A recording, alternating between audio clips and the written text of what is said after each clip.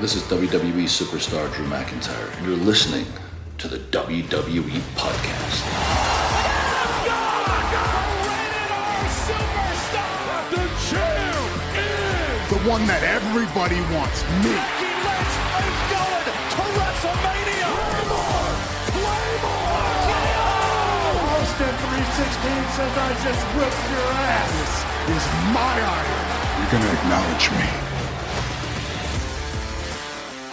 Welcome to the current state of WWE, everybody. We are back as we normally are every single Monday, and as always, Monday Night Raw is going on right now, so things may happen that we don't know about yet, but we're going to talk about a couple of things tonight, and that is wrapping up our thoughts about Bray Wyatt, some new things we'll tie into it there, but also talk about John Cena and his massive return this coming Friday night and what that could lead to ultimately. But first, Anthony, how you doing, man? Welcome back. Not too bad, bud. Obviously, I've had some time to decompress and digest the Bray Wyatt stuff a bit more. Obviously, when I did my retro show, we were just over 24 hours removed from the announcement of his unfortunate passing, sudden passing, tragic passing, whatever way you want to use to describe it. But, I mean, you shared your thoughts on it. I shared mine. And still, even, I guess, what are we now, 72 hours removed or whatever it is, it still kind of feels weird to think about the fact that Bray Wyatt is gone. And even more so to think about just how impactful he was to everyone who watched him. Because he felt like one of the only guys in the history of professional wrestling that of like non-main eventers who everyone was always pulling for all the time.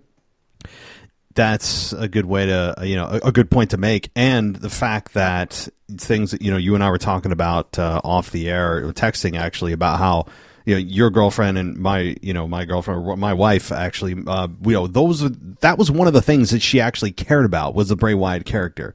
And you made a point that, he was able to capture even the very most casual of fans. And that was just a absolute attributable to him being a magnetic character, being that that you can't take your eyes off of him, even if you don't know what the hell he's saying. And so that's a good point. And my wife is like, wait, what? Bray Wyatt died? I'm like, one of the very few people she knows exist in wrestling outside of the massive names. So, I also wanted to bring that up. Yeah, no, it's a great point because, like I mentioned on my show, my girlfriend and I had only been dating for about a year when he brought out the Firefly Funhouse gimmick and the Fiend, and she made it a point that every single week she wanted to watch Bray Wyatt. And what would he say on the Firefly Funhouse? What would the Fiend do? And then even last year, it was right around this time where you started seeing all the Easter eggs of the barcodes and the White Rabbit and all this stuff that culminated in his return to Extreme Rules. And she was following that weekly with me. It was the only part of wrestling that she would want to follow every week. And at Extreme Rules, she literally watched the pay-per-view beginning to end with me just to see Bray Wyatt return. And then she would, there on out, watch every SmackDown with me to see what he had to say, all the way until Extreme Rules, where I believe the SmackDown before in Montreal was the last time we would see a televised Bray Wyatt. So for Montreal, feeling a little special that the last time we saw Bray Wyatt on TV was in Montreal, but it just goes to show the reach he had and how good he was at captivating even the casual fans. He, that's not something that's easily done. You bring a casual fan in and they're easily off put by things that aren't massive news, right? Like they're expecting the best of the best.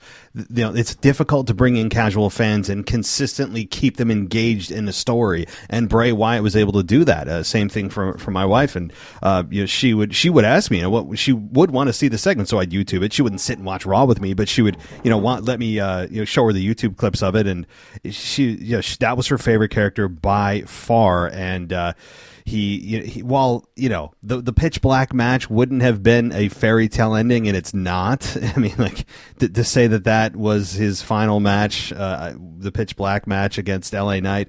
At least you can take solace in the fact that inadvertently he helped build LA Knight to what he is right now, and a lot of those crowd reactions started back when Bray Wyatt and Bray Wyatt and LA Knight were feuding, and obviously again the match result and negative reviews. I mean, I stand by them; they are what they are. I know he's passed, but they wasn't the greatest match in the world.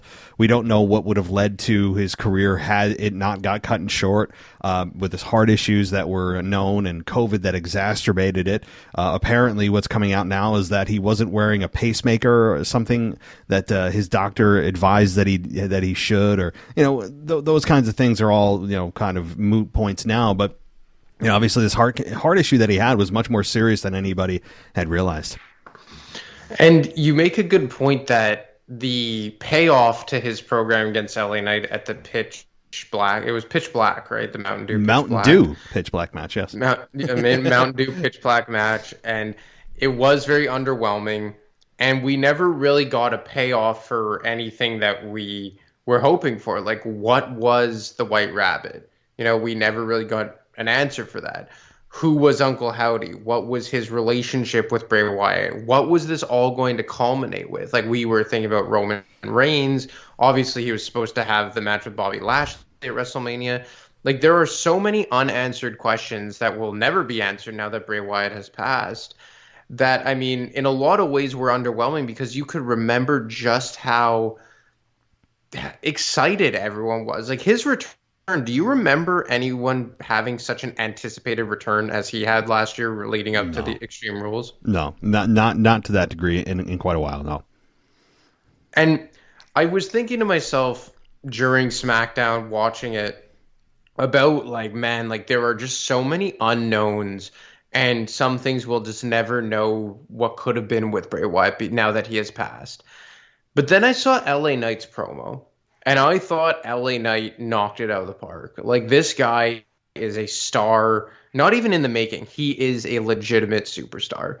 This guy captivates audiences in his own right, and the way that he was able to walk the line and blur the lines of reality and kayfabe was something that I haven't seen in a long, long time. Like, he spoke from the heart and was as real as could be, but also kept the integrity of his character well and alive. And that's when I realized, and I don't want to sound impulsive here, but it made me realize in that moment that the best way that we could honor Bray Wyatt, or WWE would honor Bray Wyatt, and in my opinion, they have a chance to pretty much, I guess, freeze him in eternal glory in their Hall of Fame or in their history. And not like he probably already is there no matter what. But I think it's that LA Knight is your guy to dethrone Roman Reigns, because you could always go back to the fact that Bray Wyatt was the guy who put him over in the first place, and Bray Wyatt was the guy who pretty much catapulted him to stardom. And I'm not going to say that it was only because of Bray Wyatt. I think LA Knight would have gotten there on his own, but we can't deny that LA Knight like really took off like a rocket ship because of that, in a lot of ways, underwhelming program with Bray Wyatt. But I can only speak to me as a fan personally, is that seeing him go head to head with Bray Wyatt, like, I didn't know who the hell LA Knight was. I didn't know that he was a big star in Impact. I just knew him as Max Dupree. I didn't watch NXT.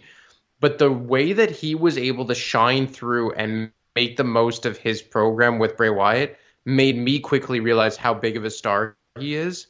And the way that he cut that promo, and to give him credit, the way that he was able to cut that promo and honor Bray Wyatt and say, your biggest foes or sometimes your biggest teachers or something like that. And I just think that now they have their guy, in my opinion, that should dethrone Roman Reigns. And I think it would be a way to forever honor Bray Wyatt. Yeah, the fact that LA Knight is where he is due in part, again, this was not the plan, though. I'm not saying that WWE should be given any credit for this. This is a fan movement through and through. There were no plans for LA Knight to be where he is right now, and it's purely because of the fans.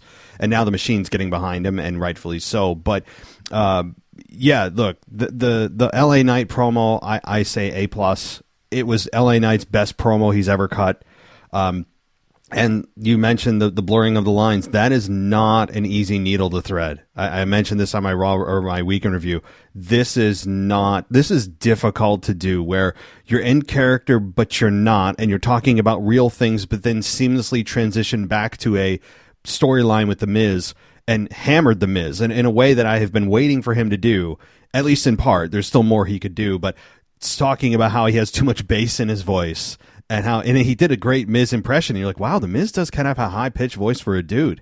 And you're kind of go along with the LA Knight there, and it kind of a Rock-esque way of making fun of the Miz. I don't care if the Rock comparisons are supposed to be disses by some people. I think that's a compliment. Some people try to make it an insult. I don't. I think it's a massive compliment to LA Knight.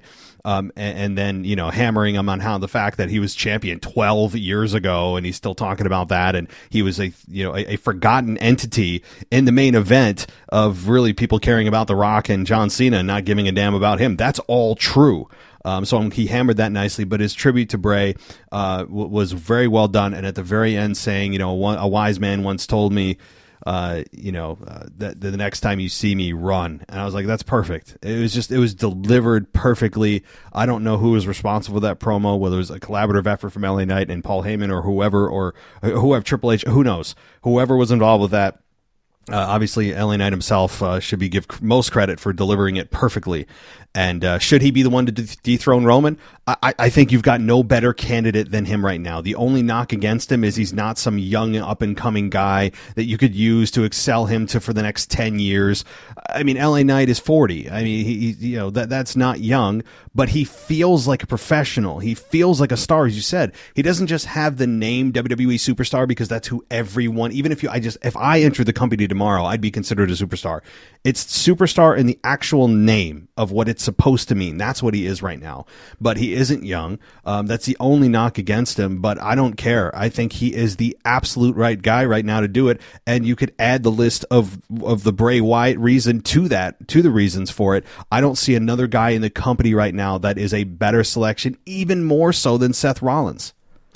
Yeah, I just think that LA Knight did, and he deserves credit in his own right. Like, this isn't me saying like, oh, Bray Wyatt put him to where he is today. Like, no, LA Knight was a star in the making. I just think that Bray Wyatt expedited that process. And I don't think it's even fair to say that he gave LA Knight the rub, but I mean, for lack of better terms, maybe that's the word to use. Because it was like, in my head, and I'm sure for you, we all thought that Bray Wyatt was going to be a major player in the World Championship picture. He was going to be a major player in the main event scene on SmackDown. He was going to be the guy to, step to Roman Reigns or one of the new contenders for that championship, especially given the fact that Roman Reigns started this 1,000-day plus title reign by dethroning Bray Wyatt as Universal Champion 3 years ago. But then it's like, with Bray Wyatt passing, wouldn't it be poetic for LA Knight to take that baton from Bray Wyatt, and in addition, rather, to everything else that LA Knight is doing on his own, the organic fan support, him cutting promos like a superstar, him not feeling out of place whatsoever, main eventing SmackDowns. Like, for him to main event SmackDown in a winning fashion on the Bray Wyatt tribute show, I think speaks volumes to now WWE's confidence in him and giving him the opportunity to cut that promo about Bray Wyatt, of blurring the lines. And obviously, I'm sure WWE has a lot of things up their sleeve and they have a lot of irons in the fire in terms of who could be the one to dethrone Roman Reigns. But in addition to what LA Knight has already done on his own, it just feels like this would be a way to forever honor Bray Wyatt as kind of prepare. And LA Knight said this, he was preparing him for anything. Mm-hmm. And could that anything eventually be the Undisputed Championship? Well, that's where everyone wanted him before Money in the Bank. I mean, everybody, wants everything right now. I'm cool with the slow burn. It's working out perfectly right now for me. I have no issues. He cut a career-defining promo on Friday night. I just, there's no two ways about it. That was his best promo to date, just attributing to Bray, killing The Miz, and yes, he will defeat The Miz in a match whenever that happens. We know that. But I don't know how to, like you said, how to better honor Bray. I wouldn't do it as a knee-jerk reaction. I mean, Roman Reigns' title run is 3+ years in the making. I wouldn't just do it as like an emotional knee jerk. Oh, I want to do it right now because of Bray. Because look, the fact of the matter is, as time goes on, the not the memory of Bray will fade, but the emotional reaction that we're having right now will fade. It's just the way life is. So I wouldn't, if I were WWE, and I don't think they're going to do it, go, oh my God, well Bray's, Bray passed. Let's make everyone happy by ending Roman's title reign. That's kind of short sighted.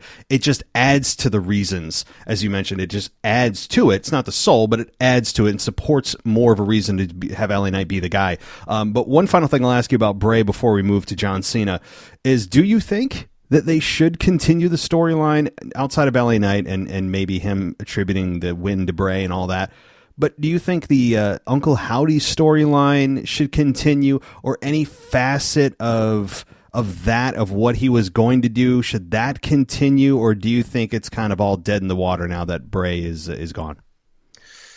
If they wanted to make Uncle Howdy come out once and expose who he is and kind of maybe tie in like a somewhat of an ending to get some kind of closure as like a one-off, fine. But in terms of playing out any potential story, no, because I just feel like that was Bray Wyatt's brainchild, and trying to emulate what he would have wanted done, I think, is a loser's race. And I think in a lot of ways, Bray Wyatt was his own worst enemy when it came to storytelling. Like, I think that when he returned and Vince McMahon wasn't around and he kind of had carte blanche to do what he wanted, I think that it swung too far in the other direction.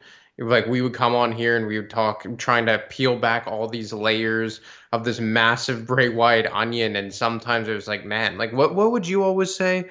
Like, just don't teach me how to write the song, just play it for, like, you use some kind of analogy. The watch, like, don't teach me how to make the watch, just tell me the time. Like, exactly. And I think Bray Wyatt sometimes went a bit too far. And I think with that Uncle Howdy stuff near the end and the last time we saw him, like, we didn't even know what direction it was going. Like, who was Uncle Howdy? What was his relation to Bray Wyatt? Like, why were they on the same team now? Why did he help him defeat LA Knight? Like, there was just so many things going on at one time that, I mean, I think that Bray Wyatt was the only guy who could ever really truly give us closure. I think we all imagined that it was Bo Dallas under the mask, but I mean, if they want to expose that or whoever it was and just give like a loose bit of closure, fine, but I don't want to see it played out, partially because Bray Wyatt, it would be kind of disrespectful to him, but principally just because I didn't really care for the storyline anyway, which sucks because, October, November, December last year, I was knee deep in Bray Wyatt content, but towards the end, Royal Rumble on, I really just had no more appetite for it. And without Bray Wyatt there, it doesn't really give me any benefit of the doubt towards it as well. I'm genuinely in the same boat. Generally, I while there is some curiosity because everything's so fresh and there's that kind of initial reaction to say, yeah, that'd be kind of cool.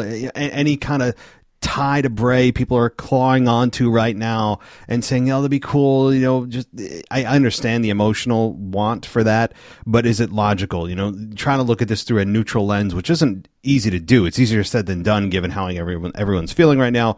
But if there's a reason for it and someone could benefit from it, sure. But I wouldn't just do it to continue it just to continue it for nostalgia's sake or for those who feel like some kind of emotional tie to Bray. It would, all that.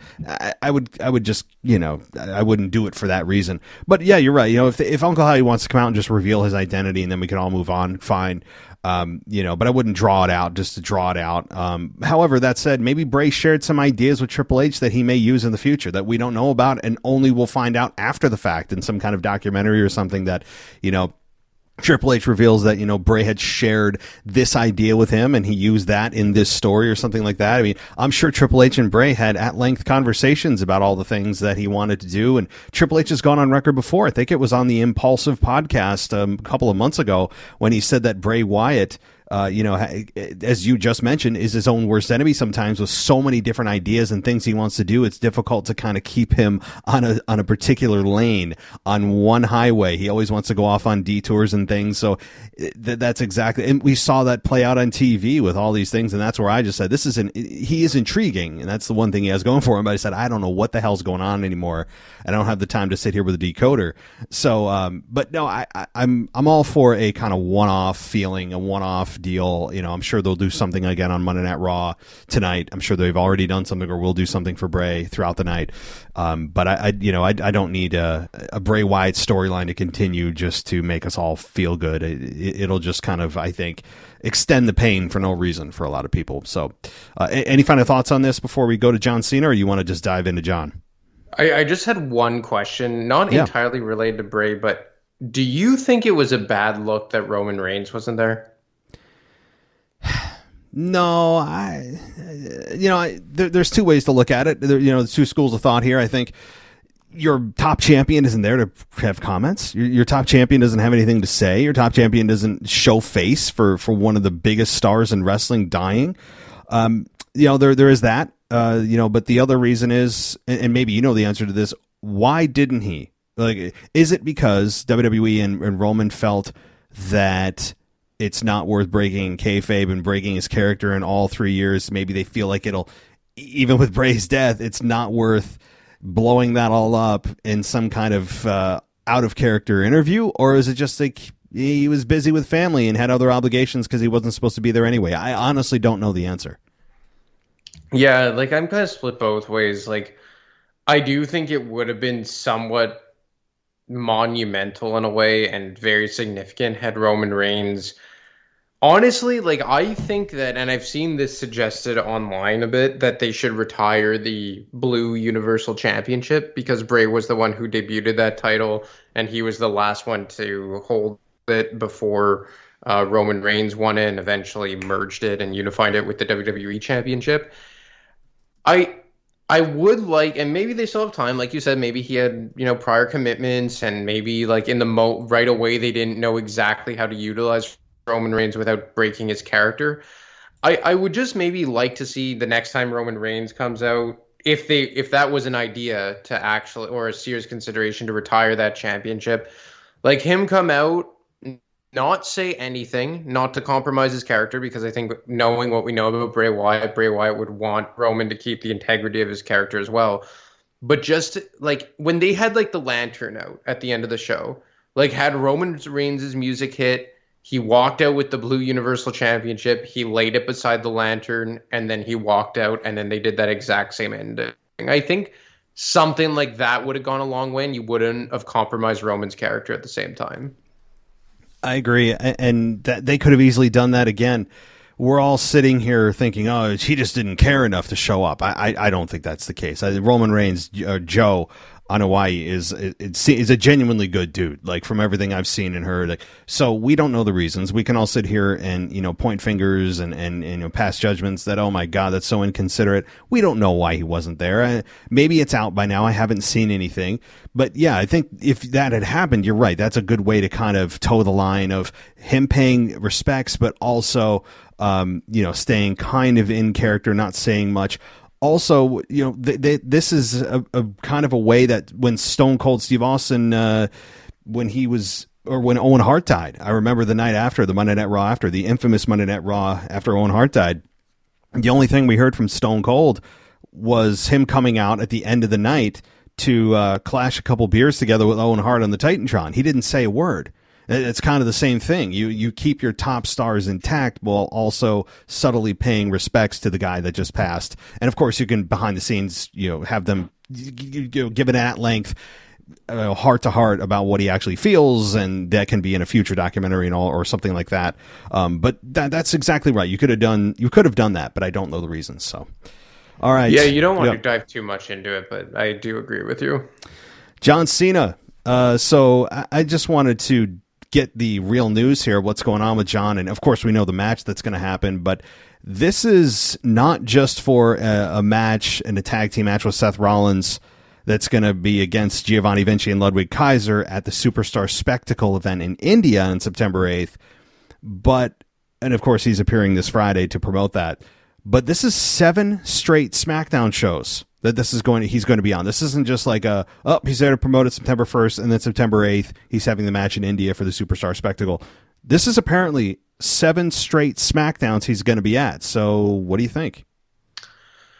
Well, I would imagine the writer's strike in Hollywood has something to do with it, right? I would imagine that. But I think From a non-wrestling point of view, I think it just goes to show how much love John Cena has for the wrestling business. Like, love or hate his character, I think the actual guy has given his life to WWE along with Make-A-Wish. And I think that him committing to almost 2 months worth of television on SmackDown, it really is a big indicator on how much he really loves the business, and every time he can give back to it, even though he was the face of the company for well over a decade, even now when he has time, he will come back and be a consistent character.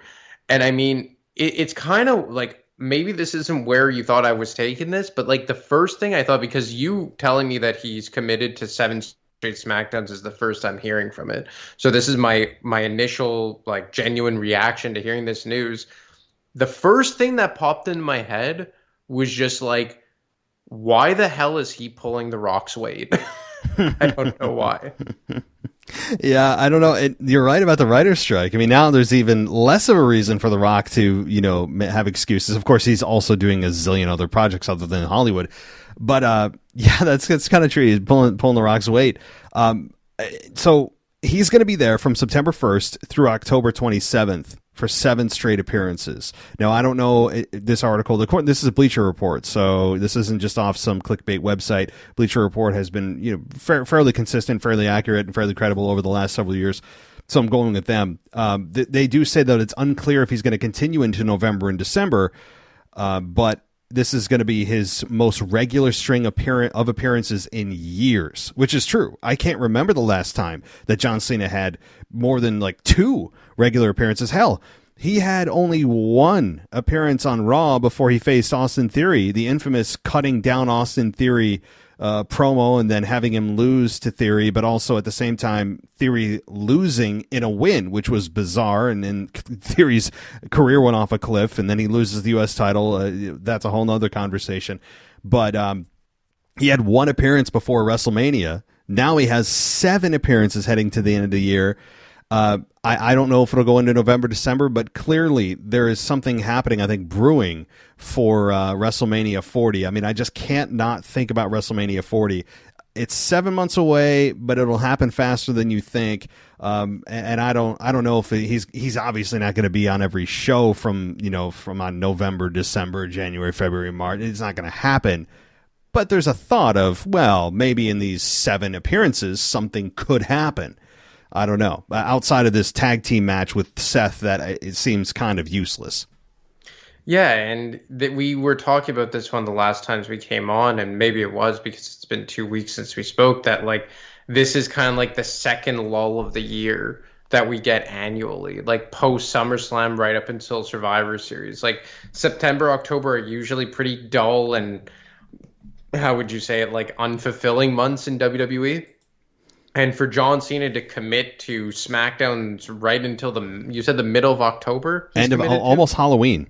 Wow, so almost Halloween. So he's basically committed to 2 very non-substantial months in WWE. Like September, October, like what really goes on in those months? Even historically, the pay-per-views have not been very substantial either. Like back in the day, you had Unforgiven and No Mercy or a Taboo Tuesday or whatever it may have been. So, I mean, I think John Cena committing here is more than just saying like, oh, I have some free time, let's do SmackDown for 2 months straight. I think it does mean that he's laying the groundwork for something. And I mean, to answer your question, the last time I remember John Cena like somewhat full-time in a capacity like this was probably 2017 in his build to Roman Reigns right around this time. I think that was No Mercy in October. Mm-hmm. And before that, because even there he was more part-time than anything. I remember the last time I remember John Cena feeling like a full-time guy, and not to say that he's full-time now again, but like just seeing him advertised for 2 months straight worth of pay-per-view or SmackDowns kind of feels like that. But it was probably in 2016, right after the brand split, where he went to SmackDown and he was feuding with like AJ Styles, and then he was involved in a triple threat match for the WWE Championship, and they came back around December. So we're talking like a good 6-7 years since we've seen John Cena on WWE programming in this kind of capacity. It does. It feels like it's been. Someone should go back and take a look. It probably is a good six years or so. I mean, and I'm also thinking back to the AJ Styles SummerSlam match. I think he was there somewhat regularly to help build that program, which was an underrated program. I mean, the match they put on, I believe they opened SummerSlam. It might have been 2015. I don't know. I'm not good at those dates, but it was the mid 2010s that they had that matchup. And so yeah, it's been quite some time. No matter how you slice it, there is something brewing here. There's some kind of reason where John Cena has said many times that he can't go. Well, then what's he doing? I mean, he says he can't go at the level he wants to as much as, on a regular basis. Yet he's on 7 straight SmackDowns. He's being advertised for 7 straight SmackDowns. I don't know if it's there. He's not going to be wrestling every single time. We know that. He'll probably hit an AA on, this person, that person, cut some promos. But this tag team match with Seth against Ludwig and Giovanni Vinci is, of course, Seth and John are going to win here. I don't know if John Cena's or Seth's going to turn on Cena. I can't see that happening. I don't know what this is setting up. Just in the very short term, I guess I'll ask you that. Do you think anything comes of this confirmed tag team match with Cena and Rollins versus Vinci and Kaiser in India on September 8th? Or is this just a kind of a one-off exhibition to put big names on a card with 2 essentially enhancement talent that are obviously going to take the loss here on September 8th? I think it's more of the latter, just because he's being advertised for SmackDown, and this is Raw wrestlers that he's going to be teaming with and competing against in Rollins and Imperium. So, I mean, I'm just going to chalk it up to an exhibition match for an overseas event. But I do think that there's something more here, and maybe it's building towards Survivor Series. Like, we don't really know what gimmick Survivor Series will have this year. Last year, they went away from the brand versus brand glorified bragging rights version of Survivor Series. They went with War Games. I don't know if they could try and angle something else with John Cena headed towards Survivor Series, but it just feels like Survivor Series, one in some form or fashion, is usually a gimmick pay-per-view and not one for like substantial legendary matches. So like maybe they're saying something up towards the Rumble season, but like I just don't. I'm trying to think, like, assuming that he is working with someone on SmackDown, I'm just trying to figure out the person. And I mean, the only thing that I could think of is Edge is a SmackDown guy. Are they going to lay the groundwork for a match between the two of them at WrestleMania 40? Like, I know you've been beating that drum for quite a while, but it is very interesting. Like, there's no way that they're just going to have John Cena show up for 2 months straight and do his greatest hits, It has to be for a bigger purpose. I would hope so. That's also the good point too. I could see if he was there 1 or 2 shows, greatest hits, just kind of messing around, having fun, popping a couple of big ratings, filling the gap of the Bloodline storyline taking a hold. Although Jimmy is returning to SmackDown next week, for whatever that's worth to people. But yeah, this, you would imagine it's not just about this tag team match. There has to be something that comes from this tag team match that we don't learn until the match is over. Somebody attacks John. But for the fact that he is there 7 straight weeks, or you're right, like he can't just come out and do commentary or cut a promo or, pander to the crowd for 7 times. It's got to be a big purpose, a bigger purpose that ends up manifesting itself. Maybe WrestleMania 40, maybe it's not. Maybe it is Survivor Series, and maybe that's where right now they're looking for, and then they'll take it one step at a time and go, okay, John, then we'll do this and this in December and January, and then we'll set you up for WrestleMania. But perhaps, and that is encouraging. I didn't even think about that. Now that Edge is quote unquote gone, which I don't believe, and people keep talking about him in AEW.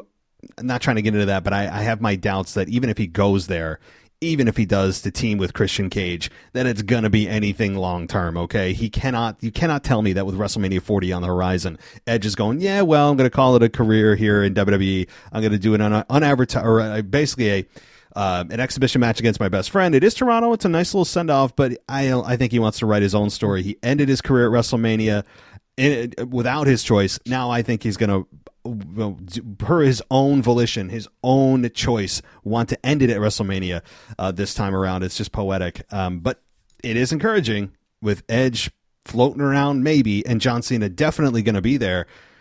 I don't know. I mean, it does seem early to build that to WrestleMania, but perhaps they have an interaction that seems friendly that you could go, huh, I think in video packages in 4 or 5 months, 6 months, this is going to be the first thing we look at in that Edge and John Cena video package. It is a fun thought, and it's not out of the realm of possibility. So, I have one question. You were never a big fan of like the John Cena babyface character, right? In the mid 2000s? No, I never. How do you match him up to Cody Rhodes? That maybe this is why. And see, I think I'm holding you personally responsible for this because I was actually starting to go, okay, it is a fun entrance song. It's catchy. I'm finding myself listening to it on Spotify, and I'm like, all right, yeah, and seeing it live when they were in Albany, I'm like, all right, it is a fun entrance live. I cannot deny it. But the more that I watch him every week with his stupid smiles and his stupid suits and his pandering and you calling everyone friends and just coming out there and just basically kissing our ass, and I hate that. It's really gnawing at me, and I'm really starting to turn on it.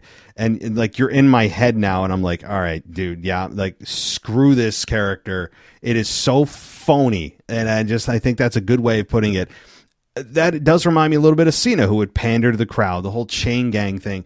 I also think with John Cena, he came off an era of Stone Cold Steve Austin and The Rock, who were in the TV-14 era of kicking ass, beer, middle fingers, blood, guts, too.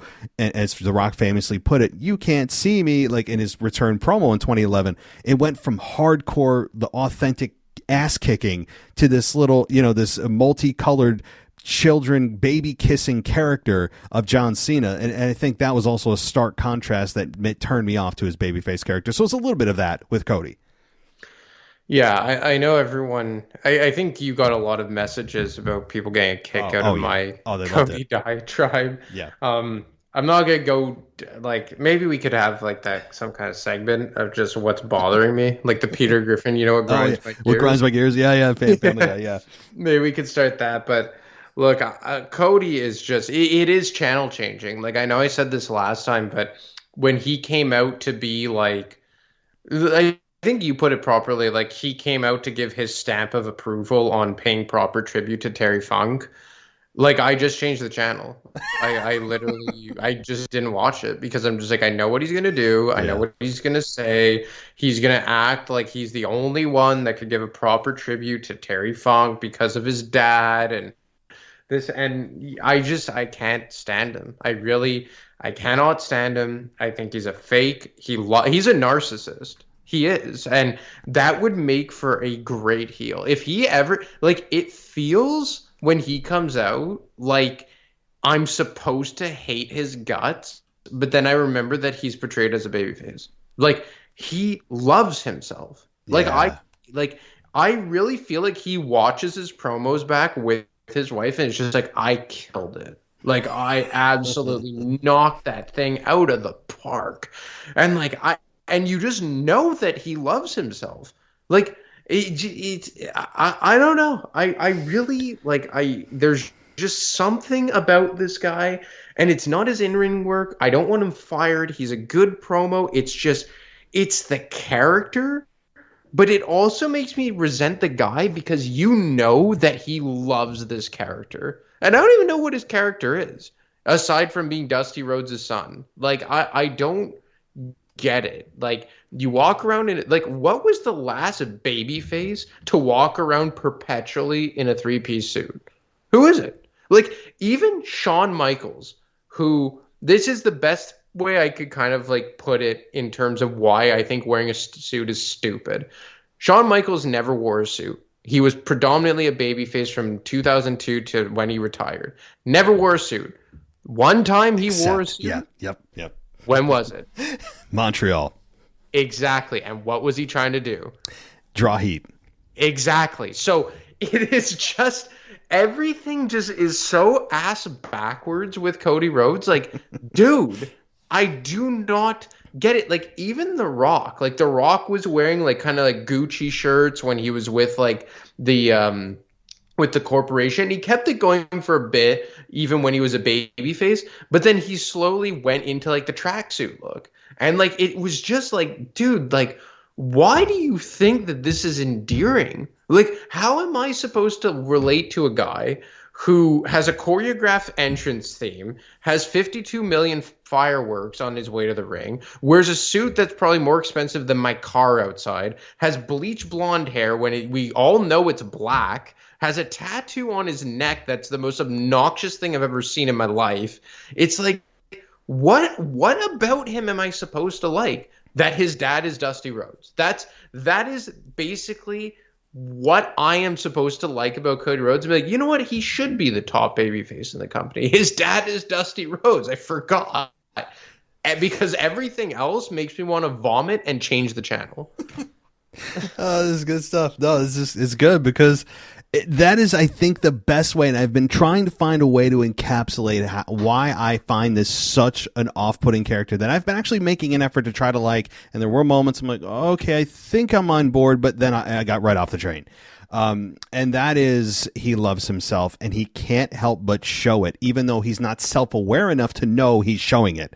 It's the way he talks. You can, as I mentioned, it's like he's imagining himself looking at himself while he's cutting the promo instead of just talking to us like a normal human being. Everything is super produced. Everything is, well, all of a sudden Cody is the one giving stamps of approval to Seth and to Kevin Owens and to Sami Zayn and putting a stamp of approval on Terry. Like, are you like? I know why they do it, because they take their top baby faces and they put them in that position. I get it. But Cody Rhodes has been back for what, like a year and a half, and and missing half of that due to injury. But you're right, the bleach blonde hair that looks like he's trying to be Justin Timberlake from 2001. The suits that makes really no sense, as you mentioned, because also not only does it usually it's a heat draw for heels, but also the fact that it's just from kind of a logical perspective. If you're in a professional wrestling ring, is the best way to make sure you're ready for anything to be in a suit? Is that going to make you the most mobile? Is that going to make you the most ready to fight at a moment's notice? No, it's not. And I know that his excuse, and he actually alluded to this, I think Cody talked about it, that, well, I do it to I don't want to what was the phrase he used? I don't want to, or I dress for the job I want, not the job I have, or something like that. Like he wants to dress the part. He wants to be the part. And it's like, I don't think, again, he's not self-aware enough to know. He seems like a highly intelligent guy, but that is the one thing he will never be able to get away from, because it's inherently in his DNA, is he does love himself. Even if his words say the opposite, the feeling and what's radiating off of him is self-love. That's exactly what it is, because he's trying to get the adulation of fans to make himself feel good for the cheers. Like it's exactly what it is self-love that he cannot help but emote. And this is on WWE too. It's on WWE because they brought him back, and he has one televised loss where he got pinned. Because against Brock, God forbid he tapped out. Against Brock Lesnar, God forbid he had to pass out from the pain because he's so tough. Like, what stupidity is that? John Cena got killed by Brock Lesnar. The Rock lost to Brock Lesnar. Triple H got lost to Brock Lesnar twice in a span of a year. Are any of them less wrestlers because of it? Like, it's just so stupid. Like, he could take a loss once in a while. He could not look like he's like the top of the like, I don't know. Like, I don't know what WWE's infatuation is with him, because here's the best way I could put it. My girlfriend, very casual fan, can't stand Cody Rhodes. You know why? She said, who the hell is this guy? He came out of nowhere, now he can't be beaten. And that's the way that my biggest qualm with it is, because if you started watching WWE in, let's say, 2018, let's say, and you don't watch any other wrestling promotions because you're a casual watcher, you don't know what Cody Rhodes did before WWE, or you don't know what, like, earlier in WWE. You don't know what he did on the Indies. You don't know what he did in AEW. You don't really know who Dusty Rhodes is. Like, why are we supposed to just accept the fact that now he's just this unstoppable force? Like, he beat Seth Rollins 3 pay-per-views in a row. Then he comes back after missing 7 months, wins the Royal Rumble. He loses to Roman Reigns just because, like, Solo Sikoa gave him, like, 8 Samoan spikes or whatever it was. Brock Lesnar has to make him like, it's like, what is he? Like, is he just, like, he's just invincible? Why? Because he's Dusty Rhodes' son. That's it. And because he was in AEW and he came back. Like, I don't know. Like, I'm not crapping on his talent. It's just the part is so miscast, and the pushing him to the moon and being invincible. It's just I don't have time for it anymore, and it has gotten to channel changing. Like, I didn't watch his promo on Terry Funk. Like, I got to the whole airport wet dog. The egg sucking dog. Yeah, he said egg sucking dog. I'm just like, oh, this is stupid, and I changed it because I'm just like, obviously you had to make it about yourself, and you had to slip in that your dad is Dusty Rhodes. Yeah. That's what his character is. Yeah, and I don't know if this is grooming him to be, part 2 against Roman, and he's going to be the one to finally finish the story, finally beat Roman. I'm bracing for it. Right now, look, LA Knight is the fan. I think if it was put up against a vote, if WWE said we're going to put it up a poll on WWE.com, whoever gets the most votes for this poll will be the one to beat Roman Reigns. I think that LA Knight would actually edge out Cody Rhodes because right now it's kind of the newer thing. But I think the genuine connection with LA Knight is just that. It's more genuine than Cody Rhodes when it gets boiled down to it. But the fact is that WWE would sit here and debate us and go, well, you know what? You guys can say what you want. And you guys are the minority because clearly his merchandise and the thousands of fans every week cheering for him say otherwise. And I get that. We are in the minority, but perhaps we're going to... we'll create a ground movement here. We'll be on the we'll be at what is it? Patient Zero. We'll be the one to take out the Cody Rhodes movement. At least from a babyface perspective, he'd be a brilliant heel. I mean, he would just be a brilliant heel because he's already got everything built in. He's just masked with this pandering to the crowd and some sing along music. Is really what it is. And as you said, the whole Dusty element, which I'm tired of hearing about. I'm really sick of. If I never hear Dusty Rhodes' name again, and I hate to say that, it'll be too soon because of the whole Cody connection. But all right, final thoughts on this before we wrap it up. I honestly wasn't planning on going on a Cody Rhodes diatribe. It's just he offends me. In a 2023 world, we have to be offended by something. I'm offended by Cody Rhodes. You remember when Seth Rollins got attacked by a fan? That's gonna be me on Cody Rhodes. Oh, you're gonna be that guy. So we already know the identity of the fan that's gonna charge Cody Rhodes. If I met him at a meet and greet, the first thing I would say is just like, wait a second. Is Dusty Rhodes your dad? I never put 2 and 2 together. You do it seriously. Don't do it with a half smirk. Just be like, wait, you're telling me no. Act, yeah. The American Nightmare Dream. It's like, oh my God, that's so clever. Yeah. The tattoo. Now I get it. Oh my God. I'd love to see his reaction because I'm sure he would wait for you to crack a smile like you're playing a joke on him, but just you have to follow through, commit, and then see what his reaction is. That would be brilliant. Yeah. So, oh man. All right. Well, I guess we'll wrap it there on another Cody rant part 2, guys. We really didn't plan that, but I guess we'll know anytime Cody Rhodes is mentioned. I guess that is a trigger. But I know this past week with the retro, obviously, in the passing of Bray, that we did things a little different, and you recapped his career nicely and paid tribute to him. But I don't know if you. I don't know. It's only Monday, but if you have any teases for this Friday's retro. Well, I believe this is a pay-per-view week. I think Payback. That's right. You're right. Saturday. So there's going to be no retro, but I will say that I was planning to recap The Rock's return saving Eugene in 2004 before the Bray Wyatt stuff happened or his passing rather.